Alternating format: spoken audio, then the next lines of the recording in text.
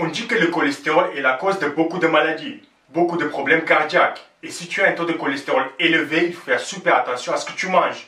Éviter surtout les lipides, prendre certains médicaments contre le cholestérol, sans vraiment avoir des effets.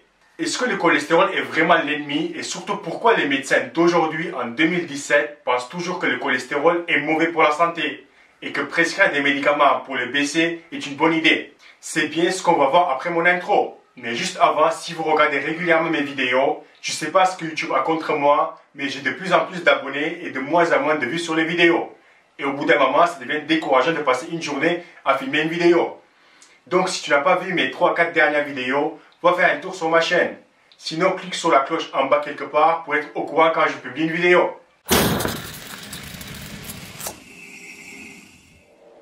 Bon, par où commencer? Ton corps a besoin du cholestérol. Ton foie produit 1000 mg par jour car tu l'as besoin pour produire certaines vitamines, certaines hormones, aider à la digestion et le transport des lipides dans le corps. Il y a deux types de cholestérol, le LDL considéré comme le mauvais cholestérol et le HDL considéré comme le bon cholestérol. Pour savoir la différence, c'est facile de trouver sur internet. Le problème c'est que dans les recommandations, on ne sait pas vraiment qu'est-ce qui est réellement mauvais. Avoir un total de cholestérol élevé ou le rapport entre le LDL et HDL élevé qui est mauvais, ou si j'ai le total élevé mais j'ai beaucoup de HDL et peu de LDL, est-ce que c'est toujours mauvais pour la santé? L'histoire n'est pas très claire, mais si tu vas voir ton médecin, il va te dire que trop de cholestérol est mauvais pour la santé. Point. Il va te donner quelques recommandations à la con et te prescrire des médicaments. Il est recommandé selon les pays de manger entre 250 et 500 mg de cholestérol par jour. Dans un œuf, tu as presque 200. Donc si tu manges 2 par jour et aucun autre aliment avec du cholestérol, tu as déjà dans ton maximum de ce qui est recommandé.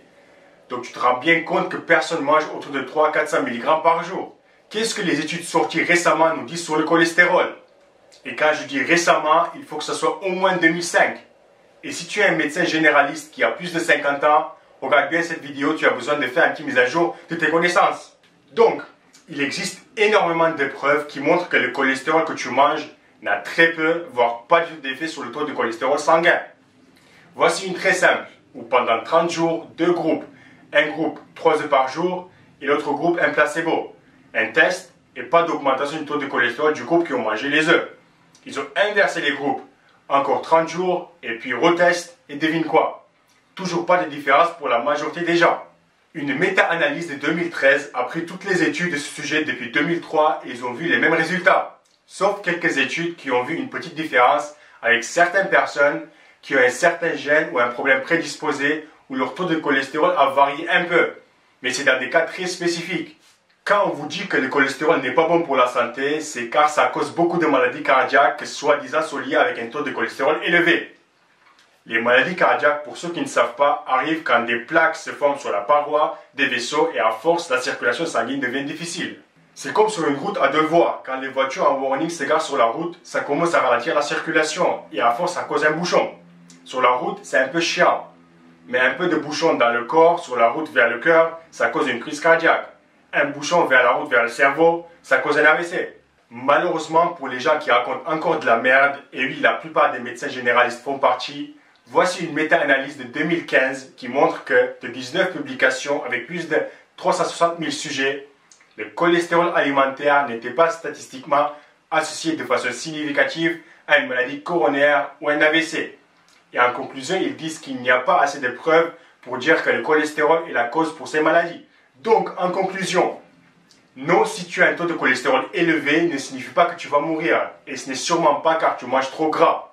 Tu vas probablement mourir car tu manges trop et tu as un surpoids, mais ce n'est sûrement pas la faute du cholestérol et les aliments gras. Attention, si tu prends certains médicaments pour le cholestérol, après avoir regardé cette vidéo, ça ne signifie pas qu'il faut que tu arrêtes tout. Non, je te recommande d'aller voir quelqu'un qui s'y connaît et suivre ses recommandations.